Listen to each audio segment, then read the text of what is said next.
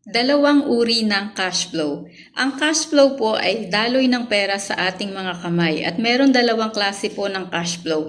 Una, ito po yung perang pumapasok sa ating kamay tulad ng sahod at mga iba pa po nating income sa ating mga side hustles.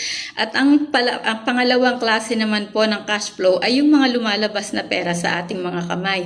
Ito yung mga expenses natin, pangbayad sa bills, yung mga ginagastos natin sa pambili ng ating mga luho, at mga bagay na pambayad sa bills at iba't iba pang pinagkakagastusan natin. Nakokontrol po ba natin ang daloy ng ating mga pera? Alin po ba ang mas marami? Ang pumapasok o mas marami ang lumalabas? Nice pong, ano po ba ang gusto nating anihin after 5 years? After 10 years or after 15 years. Ayan, kung ano po ang ating itinanim, yun din po ang ating aanihin. Kung tayo po ay nagtanim ng mangga, mangga rin po ang ating aanihin. Kung tayo po ay nagtanim ng mais, hindi po tayo pwedeng magtanim ng saging.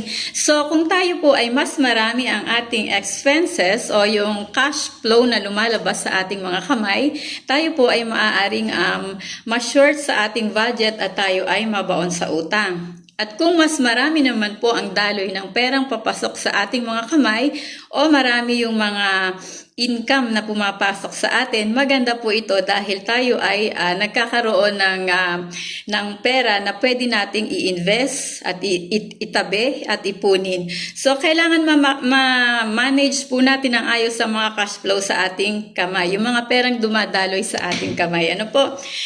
Atin pong sikapin na kung gusto po natin na tayo ay makapag-invest o tayo ay may pangarap sa buhay, gusto natin na tayo ay magkaroon ng magandang future, kailangan ngayon pa lamang po na ma-manage natin ang cash flow na pumapasok sa ating kamay. So, sikapin po natin na tayo ay magkaroon ng iba't ibang uri ng cash flow, magkaroon tayo ng maraming cash flow, at ito po ay magkakaroon lang ng katuparan kung tayo ay mag-i-invest.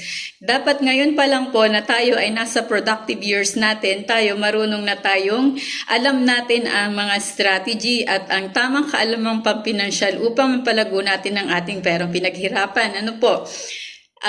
Habang yung iba po, karamihan na business-minded, nagbi-business po sila para magkaroon sila ng maraming cash flow.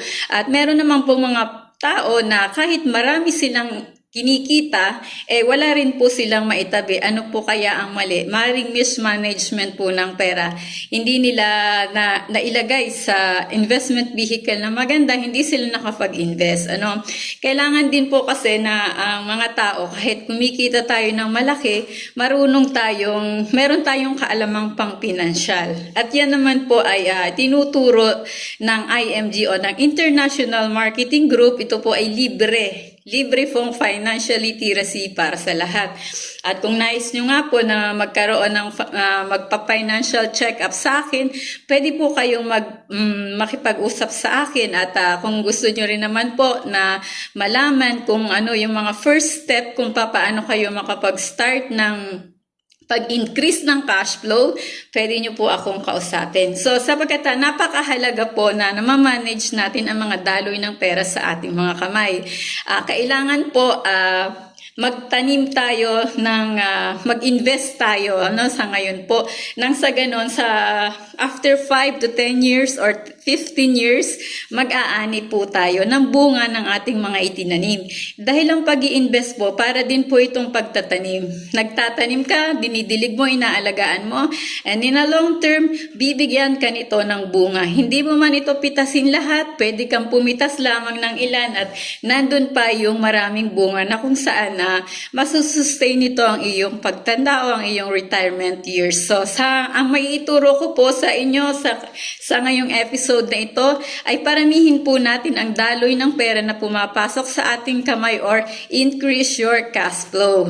Ayan, at maaari ko po kayong tulungan sa bagay na yan. Isa po akong financial educator, may ini-offer po kami.